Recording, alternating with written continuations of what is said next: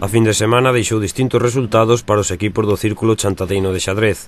Deste xeito, o equipo de Primeira División acadou unha nova vitoria no enfrentamento contra a Universidade de Vigo.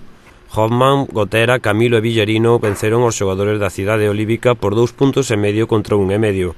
Un resultado que lles permite seguir liderando a clasificación do seu grupo, posto que lles dá acceso directo á División de Honra.